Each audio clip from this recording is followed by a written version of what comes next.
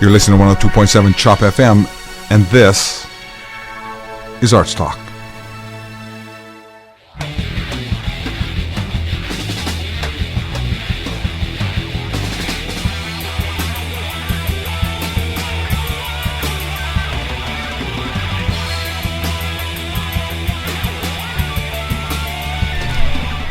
Good evening, this is 102.7 Chop FM, and you're listening to ArtsTalk. I'm Dave Peters. I'm Taylor Koss. And this program is dedicated to bringing the arts to Newmarket. Not just the musical arts, although we always have plenty of musical artists, but artists across all disciplines, both amateur and professional. If you're in the arts and want to appear on this show, there are a couple of different ways you can talk to us.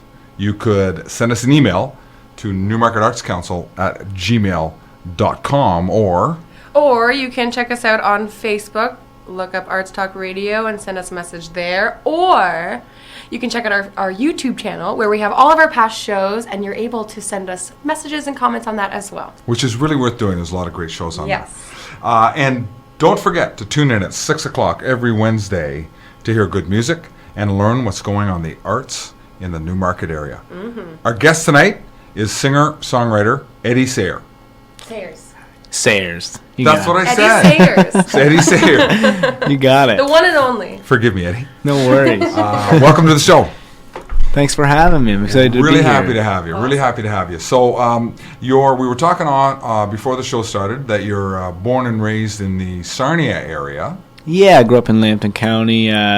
The closest town would probably be Oil Springs, and if you don't know where that is, then it'd be Petrolia. Petrolia people. have heard of. Yeah, I don't Petrolia. even know that, Well, so I Oil just Springs figured is it's- the first oil ever found in North America. Really? Seriously? Started the whole oil industry right there, Wow. 10 minutes from my place. So. That's some cool stuff. Seriously? Yeah, there's lots of history down there. But your parents were not in the oil business. No.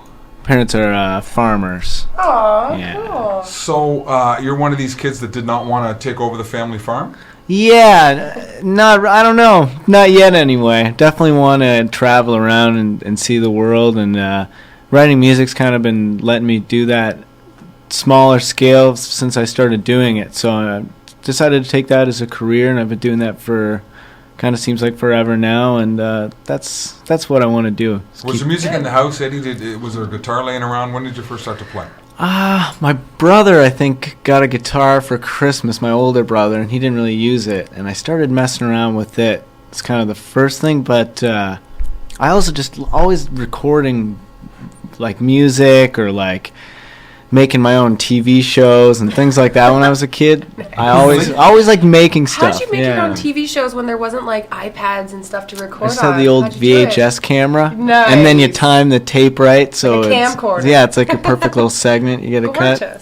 Really? Yeah, but That's that's some all. skills. Yeah, I had nothing better to do, so. So you can make music videos no problem now. Well, yeah, I mean, I guess I should try and make it You that way. should. It would look a lot cooler. You but- So how old are we talking about when you started doing this? Oh, that was, I don't know, probably like before I was 10, probably Really?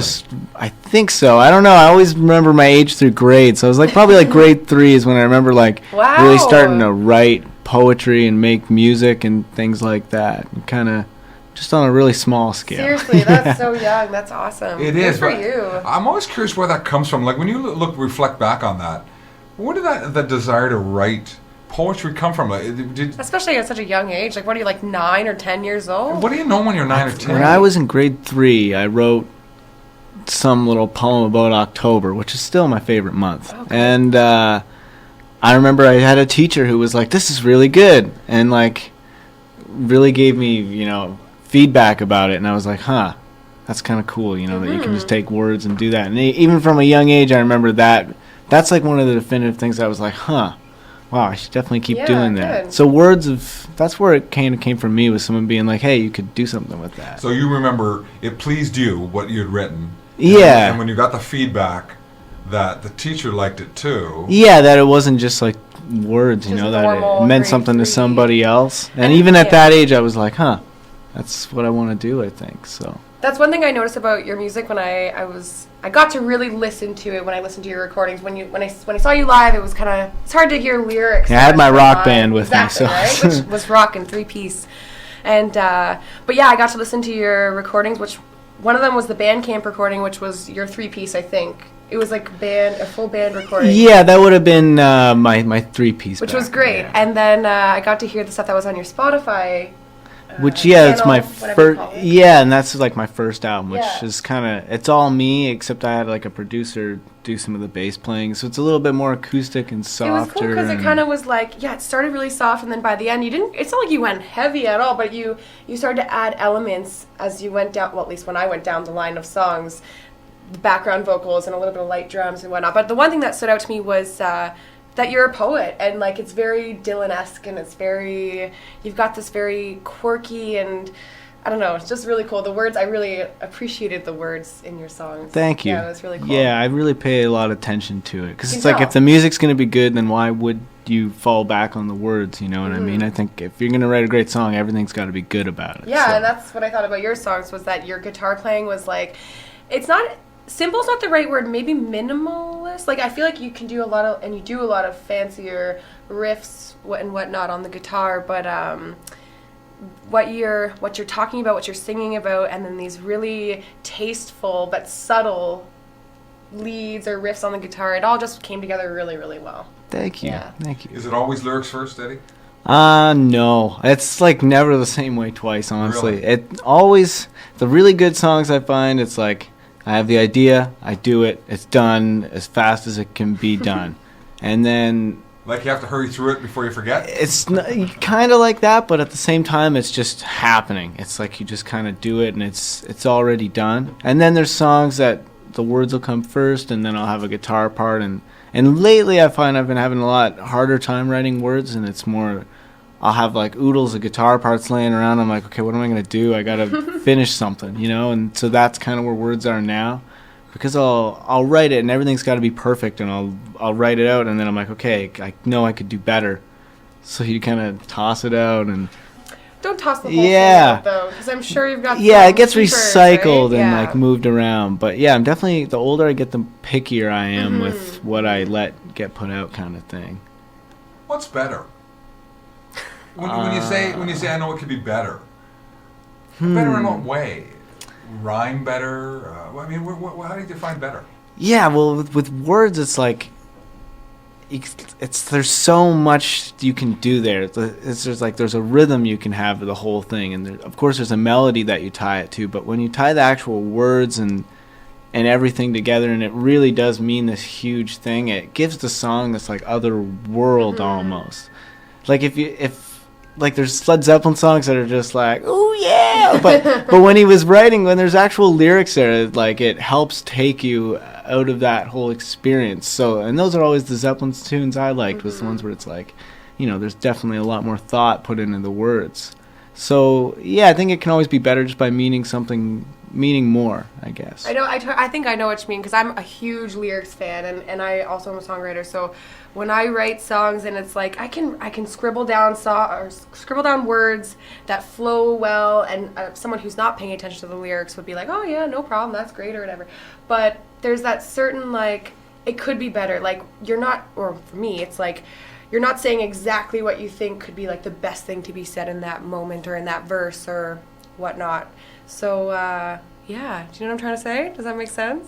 I don't actually. No? No. And I'm fascinated by the process. I really am. Because I don't know whether you go into that thinking about the end result. In other words, whether you see the song or feel the song or hear the song in your head more or less finished, or more or less as an idea, or whether, for example, you go in thinking, this is what I want to say in the song. I want people to come away from listening to this song with this message or whatever, with this idea, with this feeling, or whether it's simply crafting one word after another, one line after another, and making sure that it mathematically works. You know, so I'm quite fascinated and confused. I think it's like a about mixture of the whole both, thing. right? Is it? Yeah, it's pulling it together, because I definitely find myself where I got one line that's really good, and I'm like, okay, this is awesome, and then I'm like, okay, I need things to fall under it, and I count the syllables sometimes. Like, that's one way of doing it, and just like, okay, I got to fill up that gap of syllables with that much room, and that's how much space I have to get my point across. Okay, Kind of so thing. I mean, we do that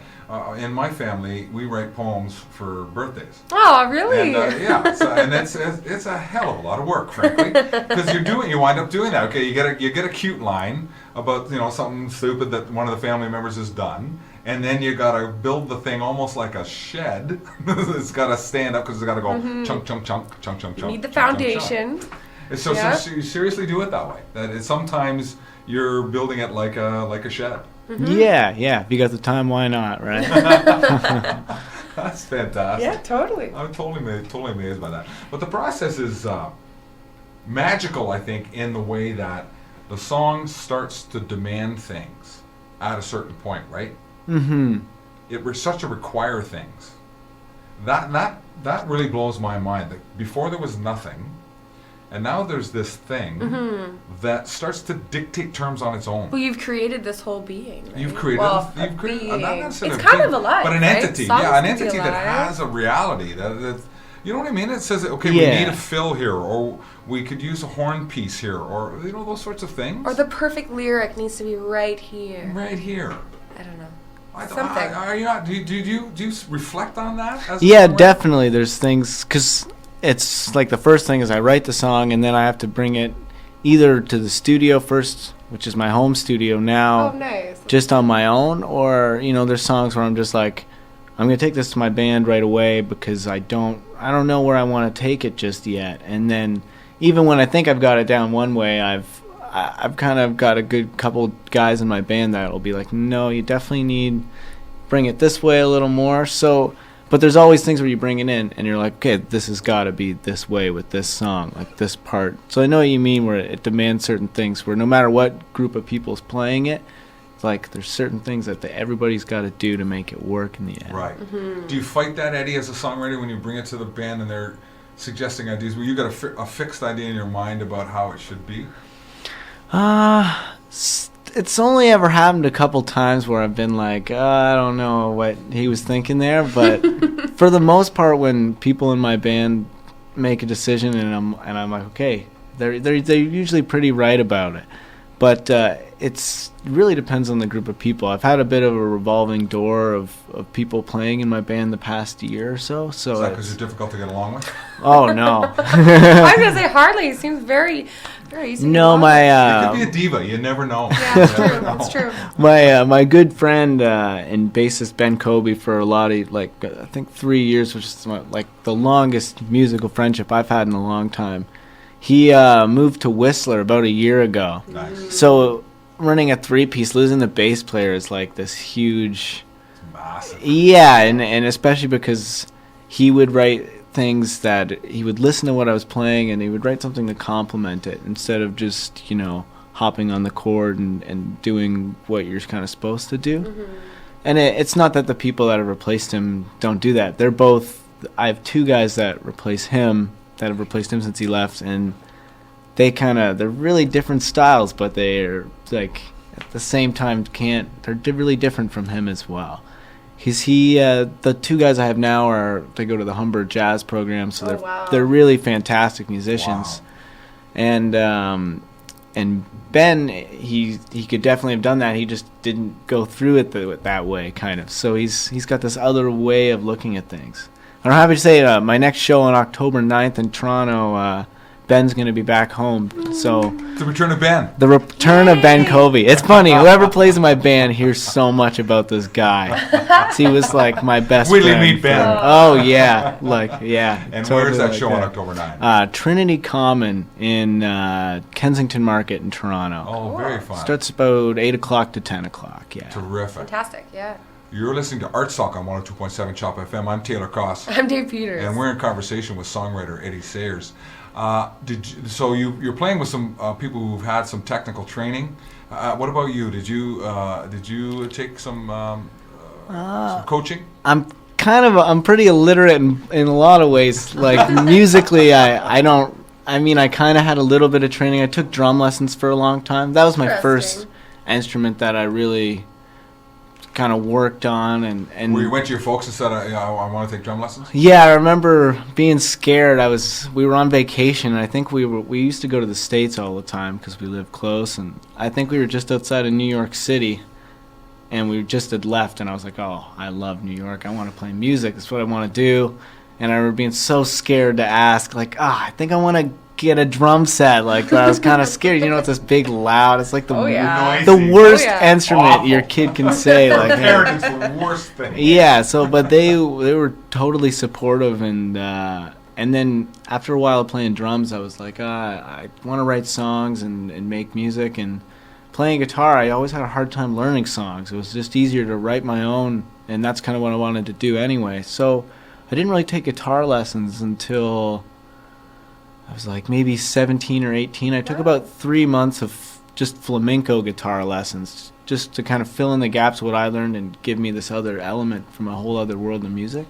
And then since then, I've just a lot of like the, chords and stuff, like it's just muscle memory now. So it kind of, if I want to think what a key of something my song is in, I have to sit and think, okay, it takes me a minute, which is nice, like to have like a bass player who can be like, okay, that's in that. And I'm like, all right. Yeah. Now I can grab the right harmonica. This is cool. Thanks for that. That is a tricky thing to learn, especially if you're not like, well, you took guitar lessons and whatnot, but I'm always like, okay, the first chord of the song is E minor, so it must be an E minor, which is not always the case. Yeah, and then I get playing it, and my bass player looks at me like, what? I get really, and because I'm kind of musically illiterate, I get nervous around like jamming with musicians for the first time. I've kind of gotten over that lately. I've just been like, whatever, I do it my own way, I'll be all right. But, and then as far as word training goes, it's like, I had pretty bad English marks in school, to be honest with you. I don't even read that much. Like, I can't. I've only probably finished all the way through like 4 or 5 books in my life. In your life? In my whole life, I've only probably read cover to cover. That surprises me. Yeah. And they're all biographies except for All Quiet on the Western Front. Like. Do you have a favorite book? Probably All Quiet on the Western Front. Nice. The way that author describes words is like incredible. I should read more books because I'm sure I'd have a new favorite because it's been my favorite forever. But and does that mean you find yourself at a loss for words when you're writing? No, because it doesn't seem like it. That's why I was surprised. Sometimes if I read something, I'm almost just looking for words I like in kind of a weird way. That like something like a single word will kind of trigger a whole line, which then can do a whole song kind of thing. So that's probably why I'm not good at reading. I just got too much going on. I'm reading this and I'm like, okay, I got to stop and take a note for yourself. Yeah. Stealing the words. Yeah. What's that quote though? Good artists borrow. Yes. Great artists steal. I don't know who said that, but David Bowie said something about that Pablo after. Picasso, but I'm not 100% sure on that. You could look that one up. Yeah. The internet, so you can look up all kinds of words. There's a lot of looking up words 100%. that you can do. There's a lot of words. Should we listen to some music? Let's do that. Do you want to listen to Tundra Tundra? Is there anything we need to know about Tundra Tundra? This was like the first good song I think I ever wrote. I wrote this when I was like 16, I think. You're age of 16. And you didn't live in the tundra, but you must have known what the tundra was, or what? Is this about the tundra? Kind of. It's about all of Canada in general in a weird way. Like we used to go on vacations and we'd go across Canada all the time. We never flew anywhere. I've never flown, so I'm scared to fly. Really? Oh, as a musician, I think. Well, musicians can't always afford plane rides either, though. So I'm talking as a musician myself. That. But so with all the road trips, family road trips, just what inspired this? Kind of that, and being just a shy person. I'm pretty shy a lot of the time, but it's about that a little bit too. I mean, I'm pretty. It's hard to. It's like it's so long ago. I mean, I recorded this when I was I think it was 18. I'm 22 now, so it's. I mean, it's not too old, but it's definitely the oldest song of mine I still play. Cool. It's a deep cut. And when you write something when you said 16, right? Yeah. You wrote when you're 16. You're 22 years old now. Like, this is like a good song. I can listen to it like it's somebody else's almost, and that's good for you. Sometimes you cringe, right? On some of the earlier work. Some musicians we've talked to have a little distance from their earlier work. It's always nice when one can carry on this far. Yeah. And this was you, guitar and voice. Is there a band in this? There's a band in it. I'm playing everything in the studio except the bass guitar, which was my Ben? No, this was before the days before Ben. Oh. This was Mike McKees who was produced this EP for me. Very cool. All right. Eddie Sayers with Tundra Tundra on 102.7 Chop FM.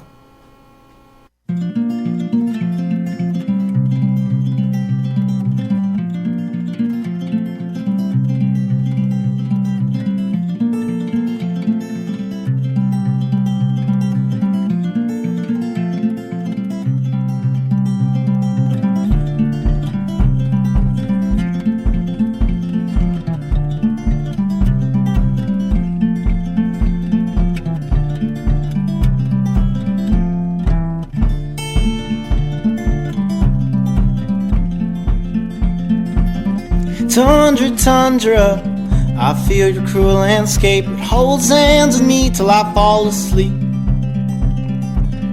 City skyline, I am so jealous. You are everything I'd ever want to be. Ian O'Hanlon shakes my hand twice a day, and that's alright by me. We've had lunch couple of times, yeah, he's a good friend I hardly ever see. Dearest Brights Grove princess, if again we ever are to meet, maybe then we could be friends and you will see a completely different side of me.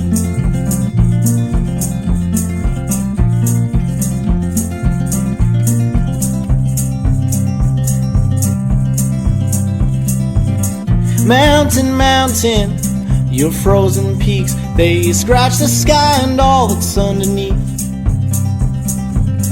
And in your beauty, well, I find it hard to contrast, compare, or even to breathe. Me and my tight jeans, we get our stares when we roll into the small towns of the world. There's people looking from out the windows, but I know the stairs are always built to go.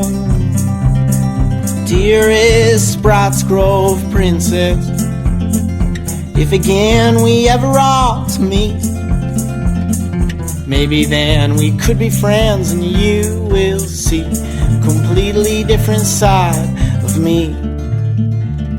Of me. Of me. Me.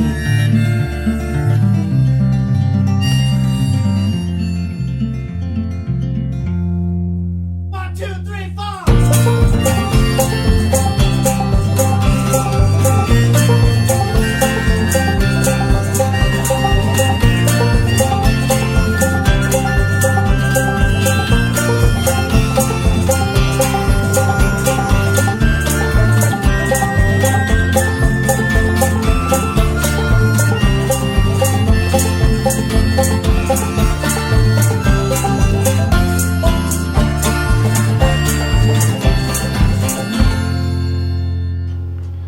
Tundra Tundra by Eddie Sayers on 102.7 Chop FM. You're listening to Arts Talk.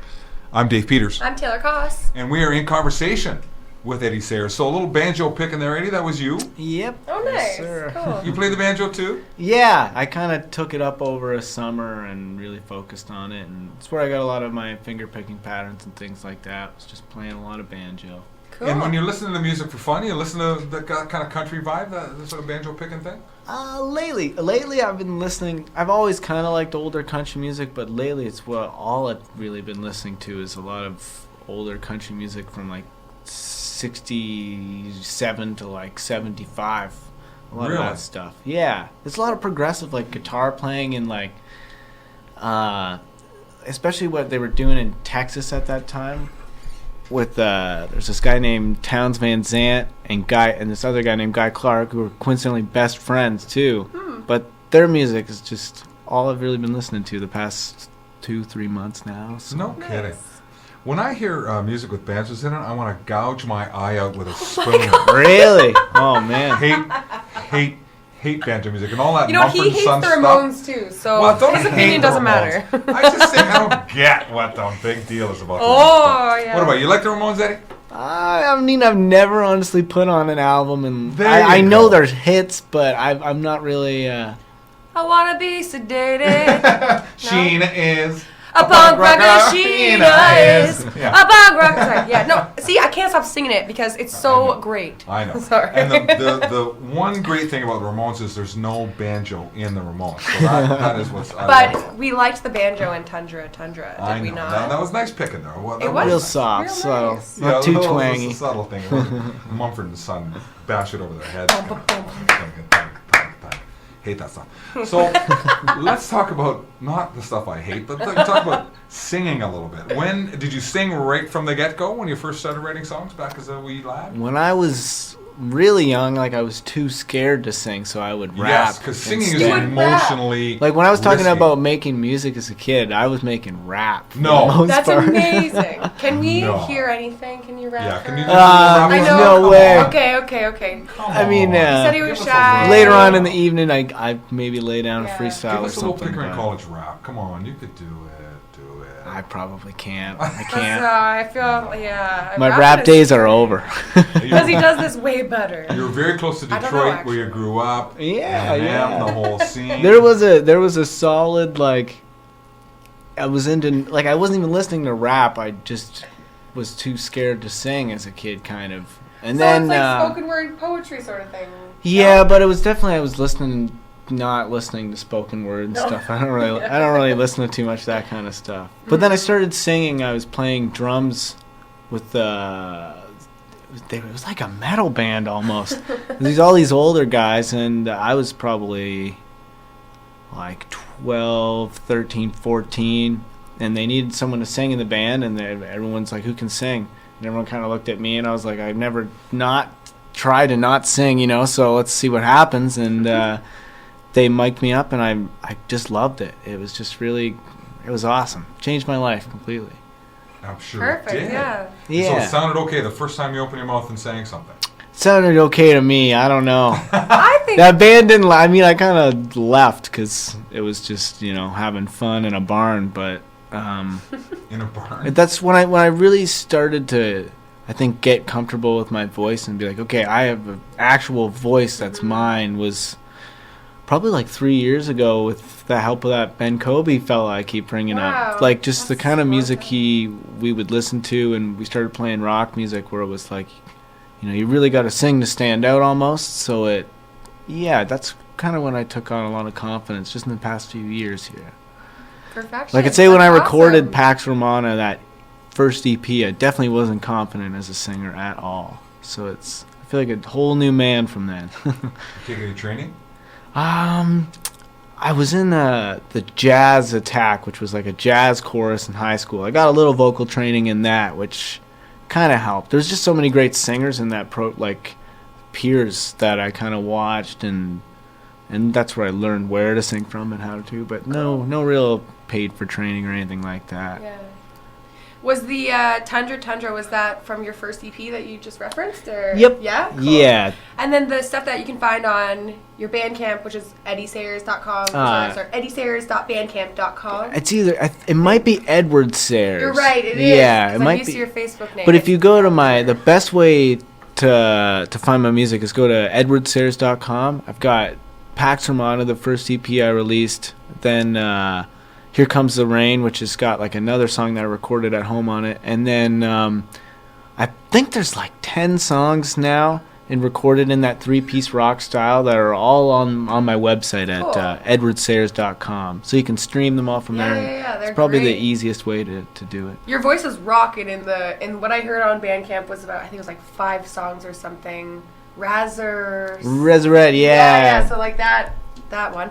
But anyways, yeah, your voice is just rocking in that, like really expressive, really good tones, but also like you're not afraid to like, it sounds great. It's like you kind of go out there and you not screaming, but like, you get expressive and you can hear the emotions, and it's really awesome. That was it was a lot of fun to record those songs. We did it in like 4 hours or something. All of those? Yeah. We went in and like tried to first take everything and landed in on like the second or third, and then I went in vocals, and then that was the fastest thing Seriously, 4 ever. hours, 5-6 songs. Yeah, and then we did the same thing for the next batch of 6. We went in just 4 hours and then like an extra hour just to mix everything, and then now it's just kind of out there Killer.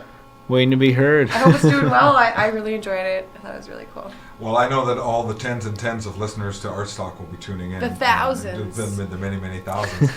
This is ArtsTalk on 102.7 Chop FM. Chop FM. I'm Dave Peters. I'm Taylor Cox. And we're in conversation with Eddie Sayers. So you have your acts with you. You're going to play a song? Sure, yeah. What would we like to hear? What are we going to hear? You know what? I'm going to play a brand new one. Ooh. Are you? This is not recorded anywhere yet. I've only played it at probably my last. Worldwide premiere here on ArtsTalk. This is fantastic. It's called Holding Out. It's just about visiting back home and then being like, oh, why am I living in the hustle and bustle of the city when I could just be back here? And then it's like I got to find the reason to stay kind of thing. So that's what this one's about. Eddie Sayers on 102.7 Chop FM.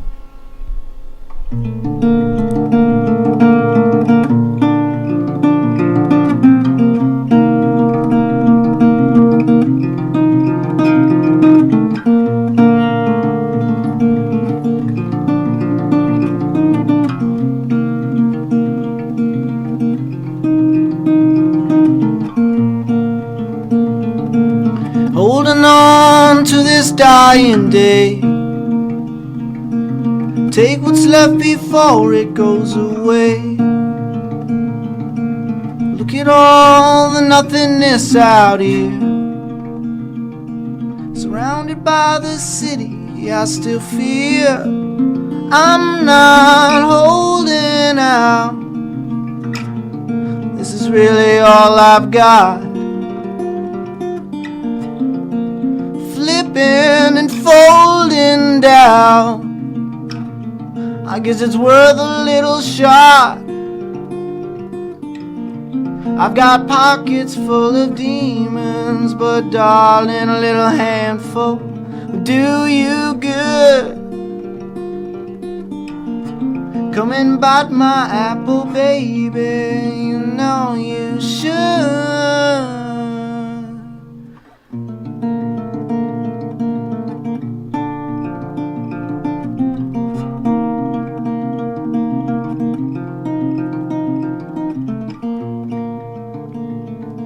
Surrounded by the seduction in your death, makes me wonder why I ever left. Am I losing all I'm born to be? Country boy so wild and free. I'm not holding out. This is really all I've got. Flipping and folding down. I guess it's worth a little shot. I've got pockets full of demons, but darling, a little handful would do you good. Come and bite my apple, baby, you know you should.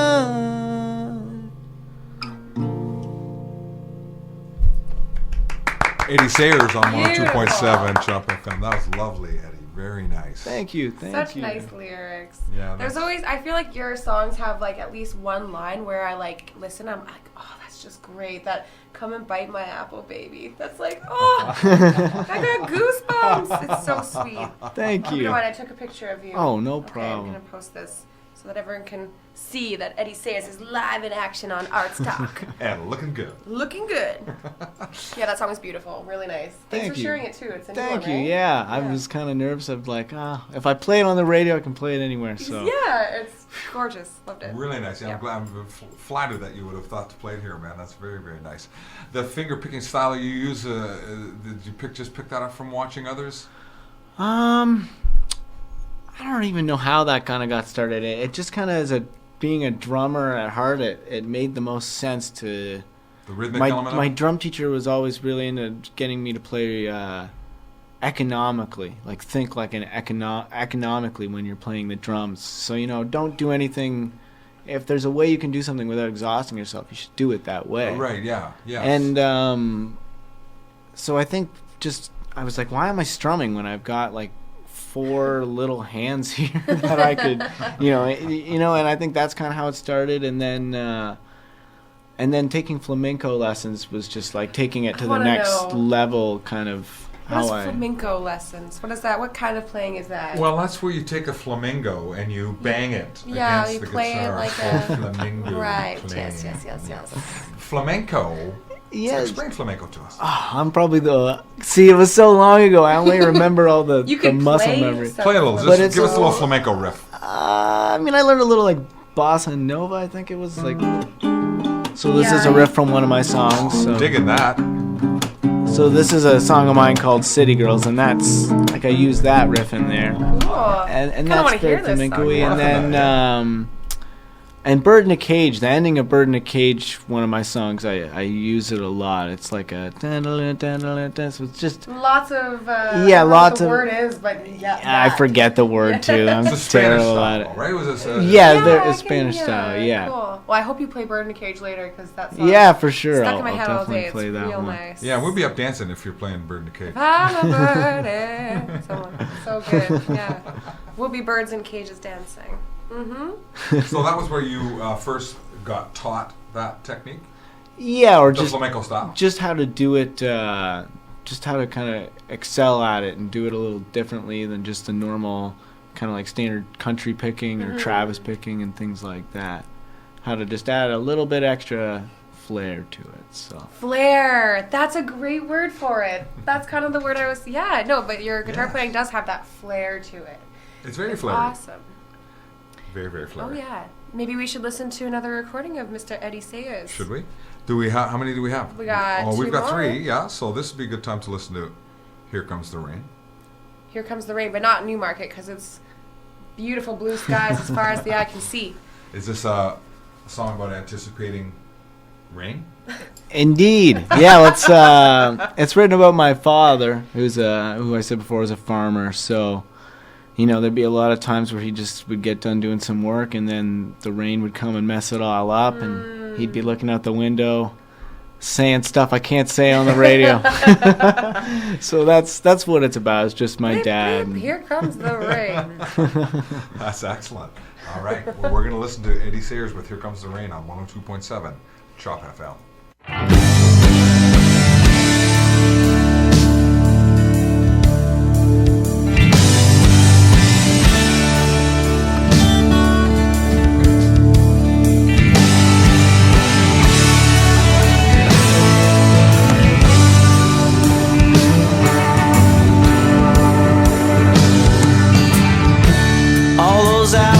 Spent sitting down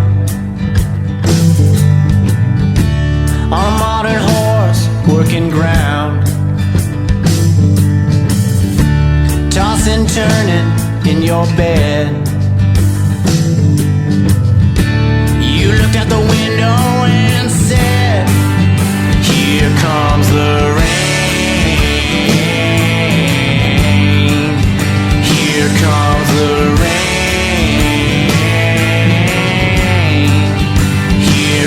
The rain, here it comes."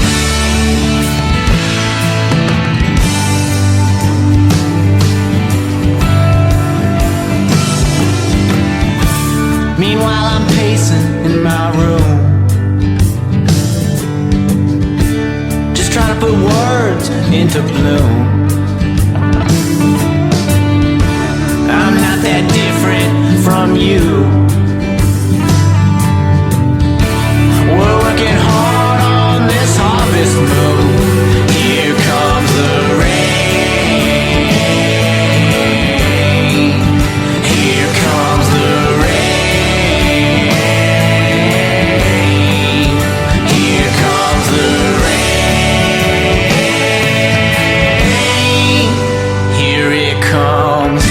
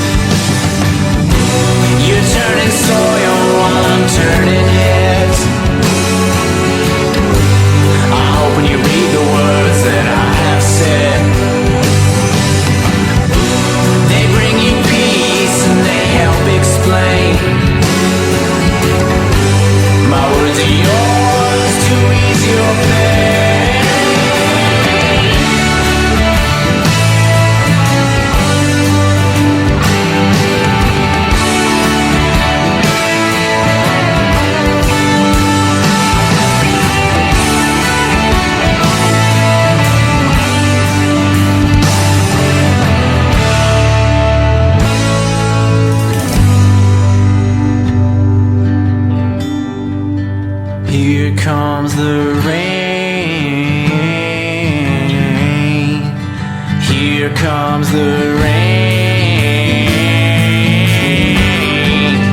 Here comes the rain.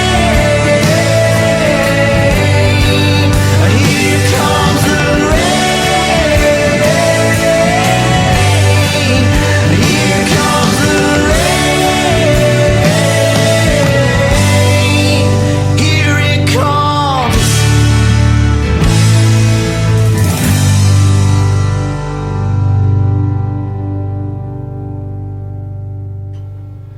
Eddie Sayers with Here Comes the Rain on 102.7 Chop FM. This is Arts Talk. I'm Taylor Koss, I'm Dave Peters. and we're in conversation with Eddie Sayers, the writer of that song. So, Eddie, we were talking off air about trying to establish the infrastructure to be able to make a living at this. And this is your plan, obviously. You're committed to this. You're working at this to try to make a living at it. You've got a tour coming up. I saw and online. I play my kickoff show at Trinity Common October 9th, and then I'm in Halifax on the 12th, and then I'm just playing a few shows out there, and I'm back home on the 27th. You arrange all that on your own? Yeah, this is my first tour I've booked all on my own, is without any help or anything like that, and it's I've learned so much just from doing it. You know that like the next tour I know is going to be way better. But I'm really excited for this one still. It's my second time going on tour, and the first time I did it, I've never felt more myself, and it's the happiest I've probably ever felt. So Really? just can't wait to get back out there. I've kind of been chasing it ever since Where the last did you one tour? ended. Where was your last tour? The same road out Yeah? to the east coast of Canada. I went all the way out to Charlottetown and just kind of did all True the major Newfoundland? cities. No, I didn't make it that far. That's hard to get out. Hard to get to the Rock, man. Yeah, you gotta take a ferry, You gotta right? fly or ferry, yeah. Yeah, so it's but. Are they digging your music down the East Coast? I'm trying to get it out there. It's not Yes, like they it's huge or are. anything, but I think once they hear it, definitely the last time I was out there, I had a really good reception from people, and most nights I sold a few CDs and things like that. So hopefully I'll have some friends when I'm out there this time too, which will be And good. it just you and your guitar? You're not taking the band on this? No, they're too expensive. So I'm just gonna be Seriously, yeah. doing it Their on my drinking habits own. are too expensive? Oh yeah. Well, no, it's just a lot more just more economical to travel on my own, and I kind of like doing the solo performances a little bit better right now, just because it's you got a lot more freedom up there, and I feel like I can kind of get my point across a little better almost, or the mood I'm trying to set. But with the band, it's a lot more organization and things like that. But when I get back from this tour, I'm really going to focus on getting a really good band together and doing a few really good shows, hopefully all across Ontario. So I feel like that'd be great. I saw the band that you had in Barrie. When was that? In the summertime. yeah, it was like the Summer. beginning. I think like Which was great. May or something like that. Yeah, and you guys were great. And it seems like everyone's got more to learn and whatnot, but it seems like you've mastered the solo. Like you seem really comfortable in your element when you're performing solo. Yeah, So, if you can. get It's always a band, toss up you'll- if I'm like, do I want to do it solo or with a band? That's what's nice. I can kind of, when I'm home, I just do shows with the band, and then it's really easy for me just to get out of town really Yeah. quick. And It's great. it seems to be where a lot more of the well-paying shows aren't really in Toronto, unfortunately. I so. heard that too. It's true. And then you also get paid a little bit better when you're not splitting it with two, three, Yeah, four other yeah. people. Yeah. As a musician, yeah, it's a bit. Can you hard. break even on this net of the cost of the tour? I'll be breaking even with as long as I'm solo. I usually break even. That's so. perfect, right? Or even I Like, can make a little. I mean, I do a lot of Not sleeping in my car and things like that. So if you can make those little sacrifices, it's just the greatest camping trip of all time.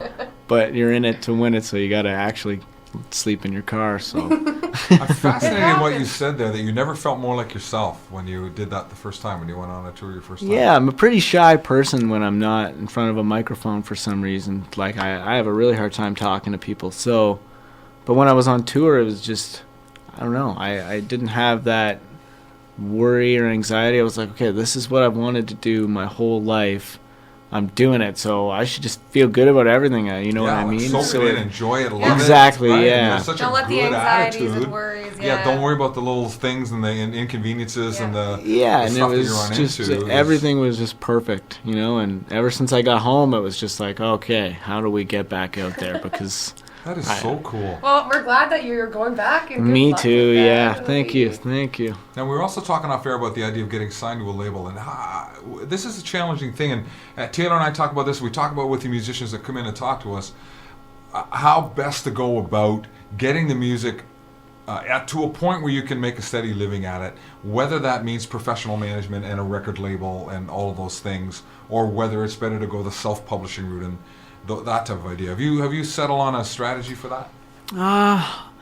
I definitely want label support, not because I'm not in it for a ton of money or I don't really have a lot of stuff I want to do, but I want to be able to go anywhere and be able to book a show in any city in the world. That's at the end of the day. And if a big, huge label is what I need to do that, then I'm going to try to go there if I can. So it's definitely the road I want to take it. I'm willing to let my music get to as many people as I can, and so I think a label is definitely the road I want to go. It's just finding the right one and making sure that it doesn't turn into something bad, or I end up with zero money. I gotta have a little, so. Yeah, and I mean, getting signed and even getting a record deal is not necessarily. It doesn't necessarily ensure that long-term, make a living at it to your own. You gotta find the right people, right?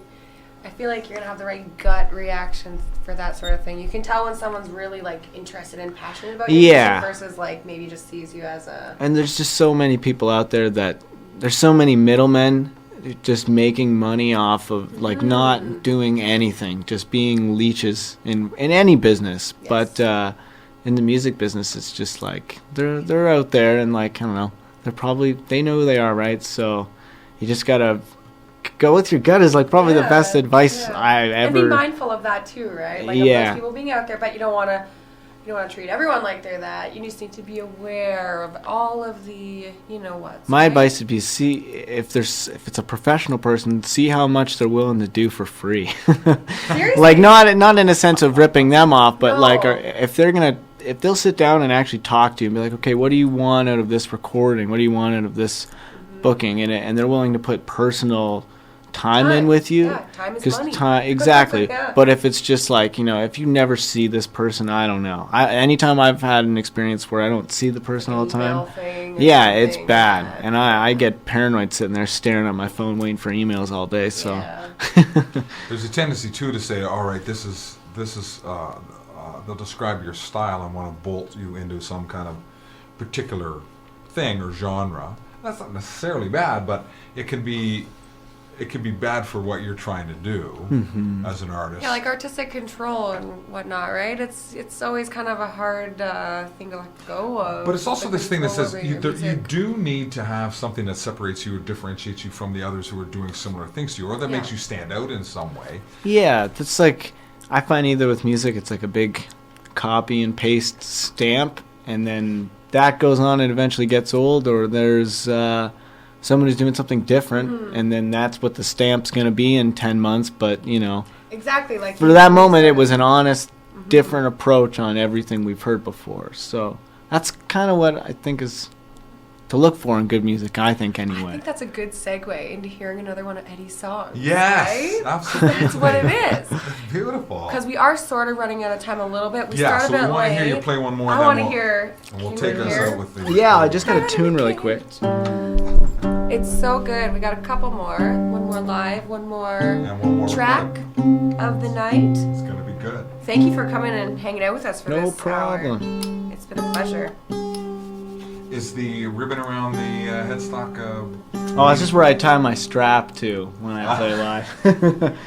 Oh, I've had those little chocolate bunnies with the bell. I've had one of those tied around my other guitar for years, forever. I don't have no idea why, but it just feels good, right?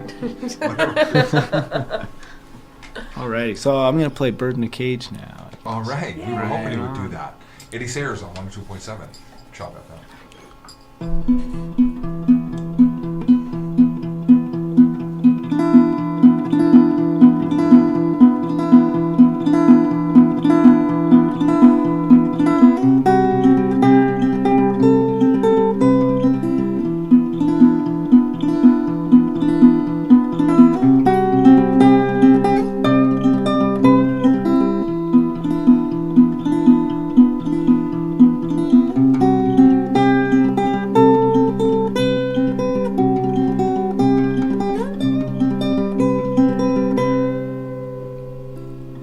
cut my long hair, 'cause I ain't no free spirit.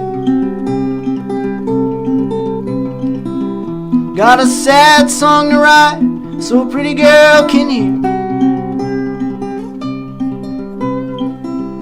And that lonely tree is a lot like me. We're both falling apart, leaf by leaf.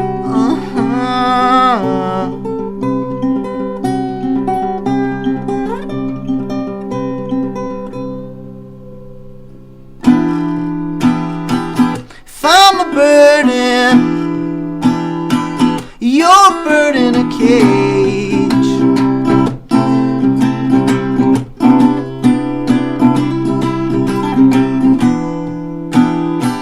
If I'm a sad song, baby, you're a blank page.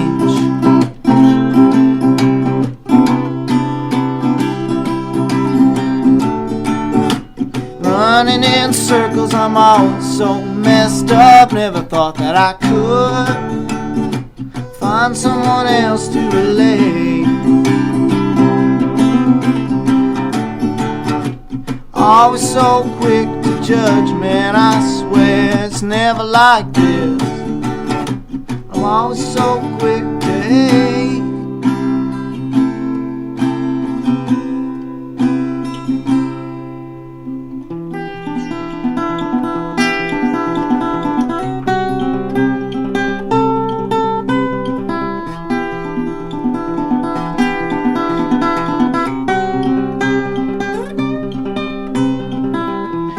Now, what a sight to see.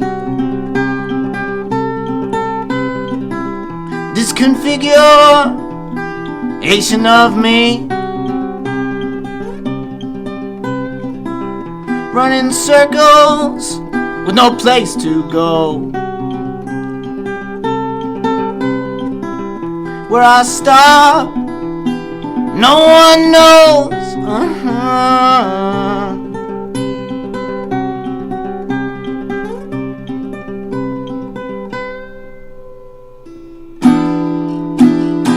If I'm a burden, you're a bird in a cage.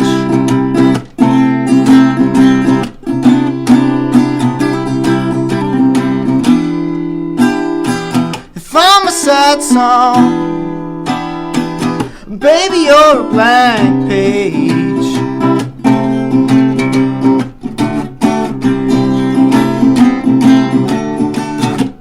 Hoping that the city's gonna take me back after all the smack I talked. I'm always so quick to hate.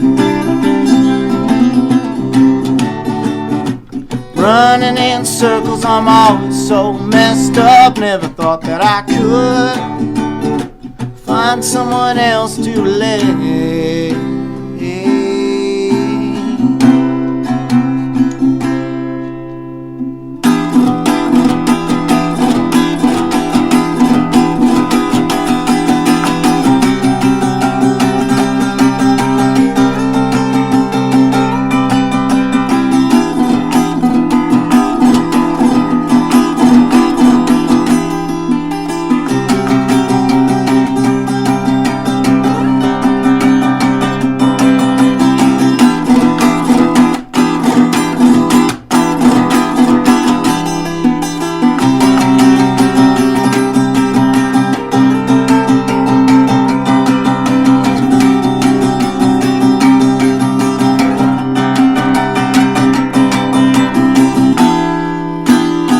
If I'm a burden, you're a bird in a cage. Woo! So good. So Oh good. my god. So good. Eddie Sayers with Bird in the Cage. Seriously, that that is a hit. fantastic song. But so beautiful. Oh yeah, such now that's got to good be a crowd song. pleaser. Does that drive the Wow. crowd wild when you play that one? Yeah, it's my end of the night. Is one. your show ender? Yeah. That you play that with the band because I could hear a band arrangement on that, especially at the break on the I chorus. saw your where you air go, drums bow, going. bow, I feel like we bow, both have da, tears in our eyes da, from that bow. song. Yeah, I've got a band recording of that, and I've got an acoustic recording. Very of that. percussive I heard song. both of those because you're right, yeah. And that Bandcamp EP I keep talking about, that was the last song on it. And then I heard today what's on Spotify, which is a lot more of what you seem to be playing now. Yeah, it's kind of weird. Oh, I've kind of like gorgeous. the Spotify stuff's actually older Is for it the really? most part. Oh, Yeah, I thought it seemed newer. I don't know why I thought it was newer. I that's just what assumed. everyone kind of seems like go to, like, oh, he went to rock and then softened with. It's kind of, I've done the soft stuff and then I did rock and then now I'm trying to bring it all together. So. Cool. And we Well, noticed the good flamenco job. style in there on the Yeah, fast bit yeah. at the end. Very, very nice. Gorgeous. That's a great song. Yes. Thank you so much. We are flat out of time, but it's been a real pleasure, Eddie. Great thank you. songwriter, great voice. Thank you for having and, me. we're so excited for your career. Yes. Thank you. We meet a We lot. believe in you, Yeah, right? We do. We meet a lot of people, and you're one of those people that really seems committed to making it happen. And natural. It just Yeah. seems to be a natural thing for you, which This is is fantastic. special. Yeah. Real pleasure for us. So it was great having Eddie Sayers on Arts Talk. We're going to go out with In Between. Anything we need to know about In Between? It's about touring and coming home and wanting to get back out there. So Perfect. That feeling you were and talking Eddie's about. going Yeah. back out there. Going back out here. So let's remind everybody, October 9th. Trinity Common in Kensington Market in Toronto, All 8 right. o'clock. Make 8 sure you o'clock. check it out. Thanks again to Eddie Sayers for being with us. Don't forget to tune in next week at 6 o'clock when our guest will be... You know who it is? No. My mom. Oh. Tanya Kennedy. She's a country singer, songwriter. I'm actually so excited because it's my mom on the show. We're going to talk about everything. It's Fantastic. going to be great. We're going to talk about your childhood. It's going to get weird. everything. And this is Eddie Sayers with In Between on Arts Talk on 102.7 Chop FM.